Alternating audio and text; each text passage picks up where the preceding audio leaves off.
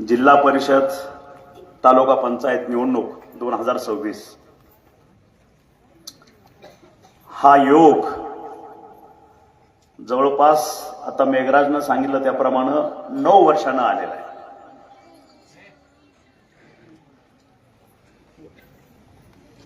त्याच्या अगोदर विषयाला सुरुवात करताना ज्या संदर्भात आपण एकत्र जमलेलो आहोत, जिल्हा परिषद निवडणूक 2026 च्या संबंधात व्यासपीठावर उपस्थित असलेले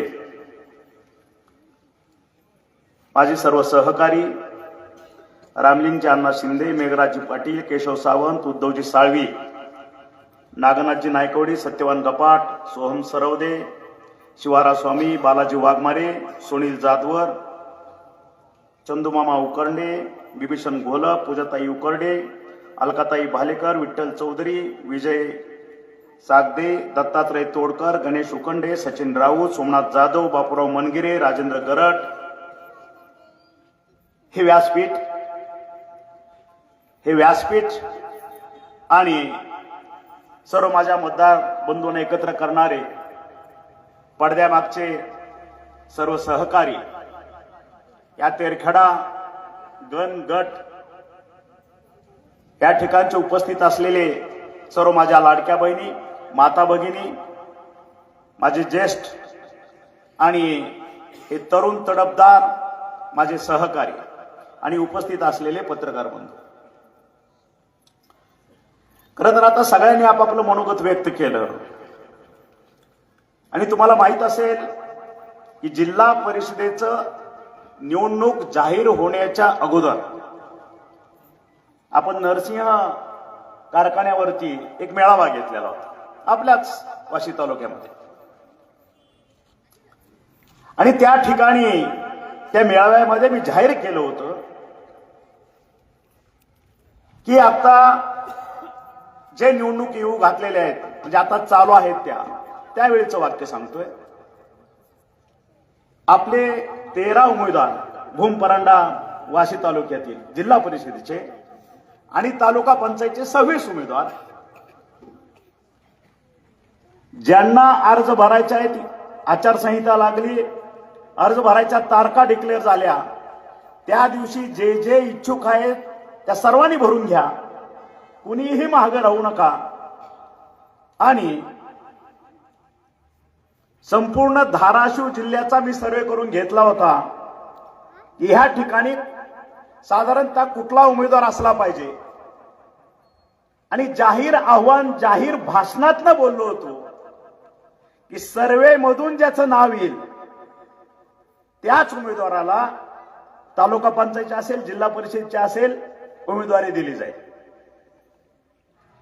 आणि त्यावेळेस सुद्धा जे जे इच्छुक होते त्या सर्वांनी आपल्या भाषणातनं सुद्धा कबूल केलं होतं, खाजगीती कबूल केलं होतं की साहेब, जे उमेदवार तुमच्या सर्वेमध्ये येतील, ज्यांना एबी फॉर्म मिळेल पक्षाचा,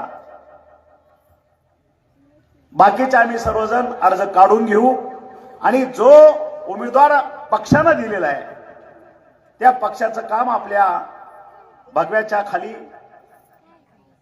सर्वत्र आपण प्रचार करू आणि त्यांना विजय करण्याचं काम सर्व मतदार बंधू भगिनीच्या माध्यमातून आपण करू. पण मला एक कळत नाही की आता मेघराजने सांगितलं त्या पद्धतीनं मोठमोठ्या सत्तांतर जागतिक लेवलला सुद्धा काही देशाची नावही तुम्हाला माहित असतील. 30, 35 वर्षाची मुलं म्हणेन, आमच्या दृष्टीनं मुलंच आज त्या देशामध्ये पंतप्रधान झाले, राष्ट्राध्यक्ष झालेले आहेत. ते कुणाच्या जीवावरती झालेले आहेत? ह्या तरुण मुलांनी तिथल्या सत्ता प्रस्थापितांच्या उलटून टाकल्या, जमिनीत गाडल्या. त्याचं ज्वलंत उदाहरण तुम्ही बघितलं असेल नेपाळमध्ये काय झालं, त्याचं ज्वलंत उदाहरण तुम्ही बघितलं असेल बांगलादेशामध्ये काय झालं, त्याचं ज्वलंत उदाहरण तुम्ही बघितलं असेल श्रीलंकेमध्ये काय झालं. कारण ही तरुण पिढी कोण प्रस्थापित कोण विस्थापित यांना काही देणं घेणं नाही आणि असताच कामा नये. जो जनतेचा आहे, जनतेसाठी राबतो, तोच सत्तेवर बसला पाहिजे. हे वचन आज असलं पाहिजे आणि ती भूमिका या तरुण वर्गाची असली पाहिजे. आणि म्हणून या तरुण वर्गाबरोबर ती पिढी पुढे आली पाहिजे, याच्यासाठी मी कार्यरत आहे. आणि त्यासाठी या आपल्या तेरखडा विभागातून तरुण तडफदार विकी चव्हाण आणि त्याच्याबरोबरच्या माझ्या ताई सौ पूनम बालाजी घोलपाणी, सौ अरुणा रावसाहेब शिंदे, या सर्वे मधून आलेली नावं मी त्या ठिकाणी दिली.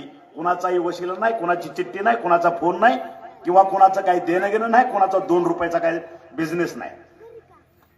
आणि मग ह्याला नावं ठेवायची. तरुणांच्या हातात आपण ज्यावेळेस एखादी गोष्ट देतो त्यांना शिकवण्याचं काम करायचं. आता तुम्ही बघितलं मगापासून आपले सर साहेब सांगतात, मी ह्याला 10 मिनिटात शिकवलं, बोल तू भाषण. त्याला 5 मिनिटात शिकवलं, तू भाषण कर. आता मला हे बघून इतका आनंद झाला. आता मी एकदा त्यांची वेळ घेतो, मी 3 महिन्याचा कोर्स त्यांच्याकडे होतो, कसं बोलायचं काय करायचं मला शिकवा. पण 10-10 मिनिटात ट्रेनिंग करणारी इंडस्ट्री मी ह्या जगाच्या पाठीवर कुठंच बघितलेली नाही. ते आता ह्यांच्या रूपानं आपल्या इथं आहे. हे झाली भाषण माझी. पण 10 मिनिटात तुम्ही भाषण द्यायला शिकवता आणि माझ्या सहवासात 1 तास माणूस आला, मी त्याला समाजसेवा कशी करायची हे शिकवतो. कारण आम्ही शिवसेनेचे कडवे शिवसैनिक, बाळासाहेब ठाकरेंचे शिवसैनिक, ज्या ठिकाणी काँग्रेस राष्ट्रवादीची सत्ता होती गेले 30-40 वर्ष मागची, त्यावेळेस सुद्धा हा कडवा शिवसैनिक आपापल्या गल्ली बोळा तालुक्याच्या ठिकाणी जिल्ह्याच्या ठिकाणी रात्रंदिवस सेवा करत होता. आणि बाळासाहेब ठाकरेंची आम्हाला शिकवण आहे, 80% समाजकारण आणि 20% राजकारण करायचं. राजकारण गेलं चुलीत. जिथं समाजकारण आहे त्या ठिकाणी शिवसेनेचा भगवा असला पाहिजे. माझे शिवसैनिक भले ते गरीब असतील, छपरातले असतील, पण ज्या ठिकाणी तुमचा हायवे आहे, ज्या ठिकाणी कुठं अपघात घडतात, ज्या ठिकाणी कुठं आगी लागतात, ज्या ठिकाणी कुठे एखादा पेशंट असतो, त्या ठिकाणी माझा शिवसैनिक रात्रीचा दिवस करून छातीचा कोट करून त्याच्या सेवेसाठी तत्पर असतो. त्या ठिकाणी कुठलं नातं लागत नाही, त्या ठिकाणी कुठला पाहुणारवळा लागत नाही, त्या ठिकाणी फक्त भगवा आणि भगव्याचं छत्र, या छत्राखाली तो 24 तास सेवा करतो. हे व्रत घेऊन आज आम्ही ह्या ठिकाणी चालतो. मग ह्या ठिकाणी प्रस्थापित कोण, विस्थापित कोण, आम्हाला सत्ता मिळेल की नाही, आमची सत्ता येईल की नाही, हा प्रश्न शिवसैनिकांच्या मानानं दुय्यम स्थान आहे. आमची सेवाभावी वृत्ती आणि आमच्यातला कडवा शिवसैनिक हेच आम्हाला मिळालेली देणगी आहे. आणि ह्याची उतराई आम्ही बाळासाहेब ठाकरेंची उतराई आयुष्यभर कधीही करू शकत नाही. कारण विचार देणारी व्यक्ती ही एकच असू शकते. नाहीतर असे असंख्य बाळासाहेब ठाकरे झाले असते ना. ज्या विचारानं माणसं प्रेरित होतात, आज देश प्रेरित होतो, हिंदुत्व प्रेरित होतं. आणि दुसरी गोष्ट, हिंदुत्वाचं नाव घेतलं म्हणून परत बोलतो, आमच्या पक्षामध्ये शिवसेनेमध्ये जातीभेदाला थारा नाही. 18 पगड जात आणि 12 बलुतेदार, शिवाजी महाराजांची जी व्यवस्था होती, गावची व्यवस्था, त्या व्यवस्थेनं चालणारा हा शिवसेना पक्ष. त्या ठिकाणी हा हिंदू, तो मुस्लिम, तो दलित, तो धनगर, तो साळी, तो माळी, तो कोळी, हा प्रकार नाहीये. बंधुत्व आणि बंधुभाव हेच आमचं व्रत आहे. आणि तुम्ही बघितलं असेल मागच्या काही वर्षामध्ये मराठा क्रांती मोर्चाच्या माध्यमातून मराठा आरक्षणासाठी अनेक मोर्चे झाले, 58 मोर्चे निघाले. आपले आता सध्या मनोजी जारांगे पाटील साहेब यांच्या माध्यमातून समाजाला थोडा धीर देण्याचा, आधार देण्याचा प्रयत्न झाला. आणि त्या दिवसापासून 2014-15 पासून त्यांचे लेकरं बाळ उघड्यावर आली, त्यांचे कुटुंब उघड्यावर आली. आणि म्हणून हे आठवण का करून देतोय, समाजसेवेचं भान असलं पाहिजे. जात कुठली असू द्या. धनगरांच्या आरक्षणासाठी त्यांची आंदोलनं झाली, त्या ठिकाणी आत्महत्या झाल्या, वेगवेगळे ऍक्सिडेंट होतात, अपघात होतात, लाईटला चिटकून आपली शेतकऱ्यांची मुलं मरतात. मला सांगायला दुःखही होतोय आणि अभिमानही वाटतोय. अशा प्रत्येकाच्या कुटुंबाचं पालकत्व तुमच्या आमदारनं, तुमच्या सेवकानं या महाराष्ट्रभर घेतलेलं आहे. आज 400 मुलं आपल्याकडे त्या पद्धतीनं आपण त्याचं पालकत्व घेऊन त्यांच्यावर अक्षदा पडेपर्यंत दायित्व आपण स्वीकारलेलं आहे. आणि मग हे करत असताना जे आज मतं मागायला येतात आपल्याकडं, त्यांना विचारा. जे आता परवा अतिवृष्टी झाली, ह्या माझ्या शिवसैनिकांच्या माध्यमातून, ह्या तरुणांच्या माध्यमातून फुल नाही फुलाची पाकळी त्याच्या घरापर्यंत पोहोचवण्याचं काम माझ्या शिवसैनिकांनी केलं. मग हे समोरचे कुठे गेले होते? आजच्या टीका करायला येतील, मतं मागायला येतील, त्यांना विचारा. जो महाप्रलय झाला या भूमपरांडा वाशीमध्ये, पर्टिक्युलर इकडंच पावसाचा भरपूर ढगफुटी ह्याच भागामध्ये झाली. आणि दुसरी गोष्ट त्याच्यातली परत एकदा नमूद करायची वाटते, हा महाप्रलय येणार होता की काय, म्हणूनच 2015-16 माझ्या सर्व शिवसैनिकांच्या माध्यमातून आपण शिवजल क्रांती केली. नदी नाले ओढे खोलीकरण, रुंदीकरण, त्याच्यातली चिलारी काढणे आणि ते साफ करणे. आणि मला वाटतं आज तुमच्या सर्व शेतकऱ्यांच्या भावना, त्यांच्या जर काही गोष्टी ऐकल्या तर ते सांगतात, साहेब तुम्ही जर शिवजल क्रांती 2015-16 केली नसती, आज ह्या ठिकाणी नुकसान झालं इथपर्यंत ठीक आहे, पण ते नुकसान इतकं भयंकर झालं असतं आणि जीवित हानी सुद्धा या भूमपरांडा वाशीमध्ये कमीत कमी 1000 ते 2000 लोकांची जीवित हानी झाली असते. ते वाचलं. आपण परत एकदा सांगतो, महाभारताप्रमाणे करता करविता तो असतो, आपण माध्यम असतो, तो आपल्याकडे काम करून घेतो.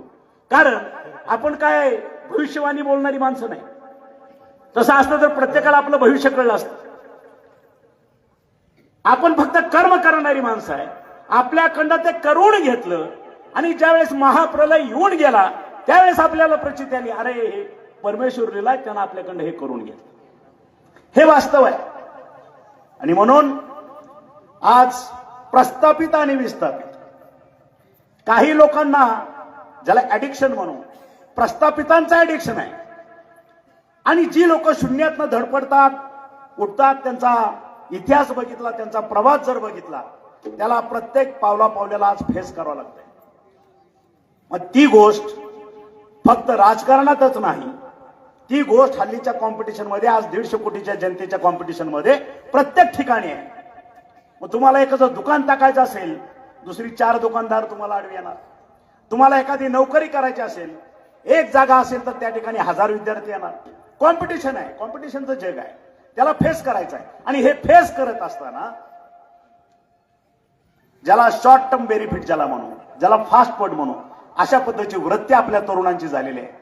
आणि मला वाटतं हे करत असताना कुठंतरी आपलं संस्कृतीचं भान, भारतीय संस्कृती, आपल्या महाराष्ट्राची संस्कृती याचं भान ठेवणं अपेक्षित आहे आणि त्या पद्धतीने चालणं गरजेचं आहे. जे ह्या गोष्टीला ऍडिक्ट होऊन, लाचार होऊन जे काही लोकांवरती अन्याय करतात, राजकारणात घुसायचं, कशासाठी घुसायचं? भ्रष्टाचार करायला पाहिजे. मला आमदार व्हायचं आहे, कशासाठी व्हायचं आहे? मला झेडपी सदस्य व्हायचं आहे, कशासाठी व्हायचं आहे? मला तालुका पंचायत सदस्य व्हायचं आहे, कशासाठी व्हायचं आहे? खासदार व्हायचं आहे. कारण काय? सगळ्यालाच हो वाटतं, त्याचं कारण कळलं पाहिजे. मला ह्या गोष्टी आहेत, मला हे कळतं, ही विद्वत्ता माझ्याकडे आहे, ह्या विद्वत्तेचा उपयोग माझ्या जनतेसाठी होणार आहे, माझ्या गोरगरिबासाठी होणार आहे, म्हणून मला आमदार व्हायचं आहे, म्हणून मला खासदार व्हायचं आहे. मग झाल्यानंतर केलं काय? गेल्या 25 वर्षाचा इतिहास आहे. माझा बाप आमदार होता म्हणून मला आमदार व्हायचं आहे. ठीक आहे, तुला व्हायचं आहे. या मतदारसंघानं लाडी पुरवले, पुन्हा 15 वर्ष आमदारकी गेली. 25 वर्षामध्ये ह्या मतदारसंघामध्ये आपण केलेलं काम काय हे दाखवून देव. जनता विचारते आपल्याला. आणि आज पुन्हा पुन्हा तेच गोष्ट घेऊन आपण पुढे येतो. तुम्ही बघितलं असेल ह्या तेरकडामध्ये गेल्या 2.5-3 वर्षामध्ये माझ्या मंत्रिमंडळाच्या कारकिर्दीत आणि त्याच्या मागं पुढं जवळपास 30 कोटीचा निधी आहे. त्याचं डिटेलिंग आपल्या तालुका प्रमुखाकडे आहे. 30 कोटीचा निधी एका जिल्हा परिषदेच्या गटामध्ये मी दिलेला आहे. 30 करोड्स. आणि मग मागच्या 25 वर्षाचा निधी एका गटाचा, एका गावाचा काढा, किती निधी आला तो. आणि एक साधी गोष्ट सांगतो, आरोग्यमंत्री मी झालो 2022ला. तुम्ही सगळ्यांना, माझ्या माता भगिनींना, लाडक्या बहिणींना माहित आहे, मी अभियान राबवलं. जवळपास 7 ते 8 अभियान राबवली. पहिलं अभियान राबवलं माता सुरक्षित घर सुरक्षित. जवळपास 4 कोटी माझ्या माता भगिनींच्या तपासण्या केल्या मोफत शासकीय दवाखान्यामध्ये. त्यांच्या शस्त्रक्रिया, त्यांचे उपचार एका चिठ्ठीवरती सगळीकडे झालं, त्या केल्या. म्हणजे सांगायचं काय त्याच्यात ना, जे केलं ते केलं. त्याच्या पुढचं ऐकवायचं आहे मला. 2022ला तुमच्या सेवकानं हे अभियान महाराष्ट्रभर राबवलं आणि कालच्या 2025ला भारताचे लाडके पंतप्रधान नरेंद्रभाई मोदी यांच्या वाढदिवशी हेच अभियान माता सुरक्षित घर सुरक्षित ह्याचं हिंदीत नामांतर करून देशभर राबवण्याचा निर्णय घेतला. हा अभिमान आहे मला. कारण जे अभियान तुमच्या सेवकानं 2022ला राबवलं ते अभियान देशानं देशभर राबवलं. मला हे करायचं होतं म्हणून मला मंत्रिपद पाहिजे होतं, ते केलं. माता सुरक्षित घर सुरक्षित, आरोग्य तरुणाचे वैभव महाराष्ट्राचे, नंतर लहान मुलाच्या बाबतीत तेच राबवलं. नंतर आरोग्याची वारी पंढरीच्या दारी, ते तर Guinness book of world record मध्ये 3 वेळा त्याची नोंद झाली. म्हणजे डोक्यामध्ये जी ताकद लागते, जी धमक लागते, जे आपल्याला दिसतं मला हे करायचं आहे, माझ्या समाजासाठी हे करणं गरजेचं आहे. आणि त्यावेळेस तुम्ही असले गेले 15 ते 20 वर्ष माझ्या आशाताई त्यांचे गटप्रमुख यांच्या पगारी 3 आणि 4 हजार रुपये होत्या. जशी मी सूत्र घेतली एका वर्षामध्ये माझ्या आशाताईंच्या पगारी 15 ते 18 हजार पर्यंत नेल्या. महाराष्ट्राला तो इतिहास आहे. जे वास्तव आहे ते आहे. शिवजल क्रांती केली, सर्व धर्मीय बिगर हुंडा सामुदायिक विवाह सोहळे 6 ते 7 हजार जोडप्यांचे केले. नुसतं त्यांची लग्न लावून बसलो नाही, त्यांना ज्या ज्या ठिकाणी रोजगार देता येईल त्यांच्या कुवतीप्रमाणे रोजगार देण्याचा प्रयत्न केला. आत्महत्या केल्यानं दत्तक घेऊन टाकलं. आज बंद पडलेले हे स्वतःला प्रस्तावित समजतात ना, त्यांना आपली सहकारी बँक डीसीसी खाऊन टाकली, संपून टाकली, मुळासकट संपून टाकली. दूध संघ आहे का शिल्लक, संपून टाकला. ह्याच्यात जमिनी सुद्धा लिलाव काढून विकून टाकला, यांचे पैसे काढून टाकले. दूध संघ गेला, साखर कारखाने संपवले, बँका संपवल्या. ह्यांनी संपवायचं काम केलं, ह्यांनी नांगर फिरवला आणि ते पुन्हा प्रस्थापित करण्याचं काम तुमच्या सगळ्याच्या सहकार्याच्या माध्यमातून, माझ्या ह्या तरुण व्यासपीठाच्या माध्यमातून करण्याचं काम एक दायित्व म्हणून मी त्या ठिकाणी प्रत्येक गोष्ट उभा करण्याचं काम केलं. हे तुमच्या शक्तीमुळे शक्य झालं. शिवशक्ती कारखाना असेल 2013ला आपण चालू घेतला, आता व्यवस्थित चालतंय ते. त्याच्यानंतर डीसीसी बँक गेली म्हणून दुसऱ्या बँकेची निर्मिती केली. ह्या मार्च एप्रिल मध्ये आपली श्रीराम सहकारी बँक आपल्या सेवेसाठी आपल्या जिल्ह्यामध्ये येते, ती निर्मिती केली. नरसिंह सहकारी साखर कारखाना बंद पडला 12 वर्ष, त्याला घेऊन परत त्याचं पहिलं क्रशिंग या ठिकाणी सुरू झालं. आज 100-200 पोरं त्या ठिकाणी कामाला लागली. तेरणा सहकारी ढोकीचा 15 वर्ष बंद पडला, तो चालू केला 2 वर्षापूर्वी. आज जवळपास 4 ते 5 लाख टनाचं क्रशिंग शेतकऱ्याला दिलासा देण्याचं काम आणि उच्च भाव देण्याचं काम ह्या ठिकाणी तुमच्या माध्यमातून केलं. म्हणजे हे बंद पाडत गेले आणि एक एक उद्योग आपण त्या ठिकाणी निर्मिती केली, त्या ठिकाणी चालू करायचा प्रयत्न केला. आज ह्या उद्योगधंद्याच्या माध्यमातून कमीत कमी 4 ते 5 हजार मुलं त्यांच्या हाताला या ठिकाणी आपापल्या भागात आपल्या गावात रोजगार उपलब्ध झाला. शिक्षणाच्या बाबतीत तसंच आहे. आज आंतरराष्ट्रीय दर्जाची संस्था आपण त्या ठिकाणी पुण्यामध्ये केली. तुमच्या सारखाच एक शेतकऱ्याचा पोरगा होतो, पुण्यामध्ये जाऊन प्राध्यापकाची नोकरी केली 700 रुपयावरती, फुटपाथवरती राहिलो, एवढी मोठी निर्मिती केली. आज जवळपास 20 ते 25 हजार त्या ठिकाणी प्राध्यापक आणि इतर सेवकाचा स्टाफ त्या ठिकाणी काम करतो. 150 कॉलेजेस आपण चालवतो. प्रायव्हेट युनिव्हर्सिटी केली. ह्या वेळेस 6 महिन्यामध्ये आपलं 1000 बेडचं आज हॉस्पिटल त्या ठिकाणी तयार होतंय. म्हणजे उद्या भविष्यात हॉस्पिटलचं सुद्धा कुणाला 1 रुपया कुणाकडे जायचं आणि त्या ठिकाणी विनवणी करायची गरज नाही. तुमच्या हक्काचं, तुमच्या सेवकाचं हॉस्पिटल पुण्यामध्ये सुसज्ज, जसं रुबे आहे त्या पद्धतीचं हॉस्पिटल निर्मितीचं काम चालू आहे. कुणी येऊन बघावं त्या ठिकाणी काय पद्धतीचं काम चाललं आहे. निर्मिती हा छंद आहे आमचा, क्रिएशन ज्याला आपण म्हणू, हा छंद आहे. आणि मग हे करत असताना समोरचे जे मतदान मागायला येतात, तुमचं कर्तृत्व काय, तुम्ही आतापर्यंत काय केलं, काय कमावलं आणि काय गमावलं, किती लोकांचे संसार उभा केले, याचा थोडा हिशोब देणं गरजेचं आहे. आणि मला वाटतं माझ्या सुज्ञ नागरिकांनी, माझ्या लाडक्या बहिणींनी हा हिशोब मागणं अपेक्षित आहे.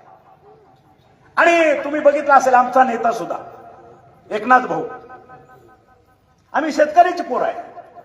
आणि ज्यांचा प्रवास हा खडतर असतो, शून्यात असतो, ज्याचा प्रवास चिखलात असतो, काट्या कुट्यात असतो, त्याचे पायवाट हे रक्त मंबळ झालेले असते, ह्याच लोकांना सर्वसामान्यांची दुःख कळतात. जे काही सोन्याचा चमचा तोंडात घेऊन जन्मलेली बाळ आहे यांना सर्वसामान्यांची दुःख कळत नाही, म्हणून त्यांच्या डोक्यामध्ये ताकद कमी असते हे लक्षात ठेवा. हा एक भाग आहे. म्हणजे आता आपण सगळेजण सांगतो घरटी मराठवाड्यातला एक पोरगा आज पुन्हा मुंबईला जगायला गेलेला आहे.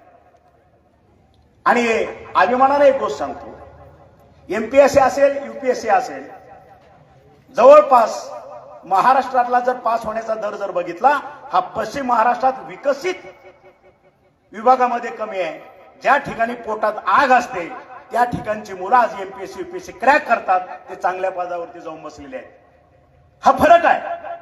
आणि म्हणून परत मी तुम्हाला आजच्या ह्या सभेच्या माध्यमातून विनंती करतो की येणारी जिल्हा परिषद होऊ घातलेला 7 तारखेचं मतदान, त्यानंतर 9 तारखेचा निकाल, बऱ्याच लोकांनी अडचणी तयार केल्या, पूर्ण जिल्ह्यामध्ये अडचणी तयार केल्या गेल्या. शिवसेनेला बऱ्याच ठिकाणी वंचित राहावं लागलं, तिकीटं दिली गेली नाही. काही लोकांनी दबावाखाली शिवसेनेची तिकीटं दुसऱ्या पक्षाच्या नेतेकडे दिली आणि त्या पक्षाने स्वतःचे उमेदवार आपल्या चिन्हावरती उभा केले. शिवसेनेला हात वर करावे लागले. माझ्या सर्व शिवसैनिकांना हात वर करावे लागले, हरकत नाही. पण एवढ्या ठामपणे सांगतो, 2017ला सुद्धा फक्त 11 शिवसेनेचे जेडपी सदस्य असताना धाराशिव जिल्हा परिषदेवरती भगवा फडकवण्यासाठी शिवसेनेचा झेडपी अध्यक्ष करण्यासाठी पूर्ण कंबर कसली होती. सगळं नियोजित झालं होतं, पण शिवसेनेचेच उमरगा लावाराचे 4 गद्दार पळून गेले. त्याच्यामुळे झेडपी अध्यक्षाचं स्वप्न माझं अधुरं राहिलं होतं. आणि आज ह्या भव्य सभेच्या माध्यमातून मी तुम्हाला सांगू इच्छितो, आत्मविश्वासाने सांगतो, कॉन्फिडन्स देतो, येत्या जिल्हा परिषदेचं ज्यावेळेस फॉर्मेशन होईल त्यावेळेस धनुष्यबाणाचा भगव्याचा जिल्हा परिषद अध्यक्ष बसवल्याशिवाय हा तानाजी सावंत स्वस्त बसणार आहे. हे वास्तव आहे. काय फेस करायचं, काय नीती वापरायची, काय चाणक्य नीती वापरायची ती मी ठरवेन. आणि मग आता मी 2-3 उमेदवाराला बघितलं, मला बोलता येत नाही, मी हे करतो, मी उभा राहिलोय, धनुष्यबाणाला मतदान द्या. होय, ते बोलतात कमी पण काम मात्र प्रचंड दाखवतात. ही जी चुणूक तुम्हाला पुढच्या ह्या 6 महिन्यातच दिसेल. कारण त्यांना शिकवणारा, त्यांच्याकडं काम करून घेणारा हा प्राध्यापकच आहे. चिंता करायचं काय कारण नाही. त्याच्यामुळे माझा कुठलाही जिल्हा परिषदेचा सदस्य असेल, तालुका पंचायतचा सदस्य असेल, तो कधीही चुकणार नाही. ह्याची हमी, त्याचं वचन, त्याची ग्वाही हा तानाजी सावंत तुम्हाला देतो. चिंता करायचं काय कारण नाही. कारण ह्याच पद्धतीनं 80% समाजकारण आणि 20% राजकारण हा फॉर्म्युला अबाधित आहे. तो निरंतर तसंच राहणार आहे. आणि त्याच्यामुळं या ठिकाणचे आपले 13 जिल्हा परिषदेचे सदस्य भूमपरंडावासी आणि प्रत्येक तालुक्यातले तालुका पंचायतचे सदस्य, आपली तालुका पंचायत ही शिवसेनेचीच असली पाहिजे, भगव्याचीच असली पाहिजे, हे वचन मी तुमच्याकडनं घेण्यासाठी आज या ठिकाणी उभा आहे. आता वेळ राहिलेला आहे 2 ते 3 दिवसाचा. आणि म्हणून परत एकदा माझ्या तरुण तडफदार सहकार्यांना, माझ्या माता भगिनींना, माझ्या लाडक्या बहिणींना कळकळीचं नम्र आवाहन करतो की येत्या 7 तारखेला आपल्याला जिल्हा परिषद सदस्य म्हणून श्री संदेश उर्फ विकी सोमनाथ चव्हाण, तालुका पंचायतसाठी सौ पूनम बालाजी घोलप आणि दुसऱ्या गणातून सौ अरुणा रावसाहेब शिंदे हे माझे 3 शिलेदार आहेत. मी म्हणतो, तुम्ही नावानं त्यांना ओळखत नसाल, चेहऱ्यानं ओळखत नसाल, पण सगळ्यांच्या आतापर्यंत बाळासाहेब ठाकरेंनी एक दिलेली मोठी खून, एक निशाणी, धनुष्यबाण, ईव्हीएम मशीनवरती धनुष्यबाण, त्यांच्या नावापुढचं जे चिन्ह असेल धनुष्यबाण, याचं बटन दाबून माझ्या ह्या 3 शिलेदारांना प्रचंड मताने विजयी करावं हे आवाहन करतो. आणि 9 तारखेला तुमच्या समेत ह्याच ठिकाणी गुलाल उधळायला परत येतो. एवढं बोलतो आणि 2 शब्द संपवतो. जय हिंद, जय महाराष्ट्र. धन्यवाद साहेब.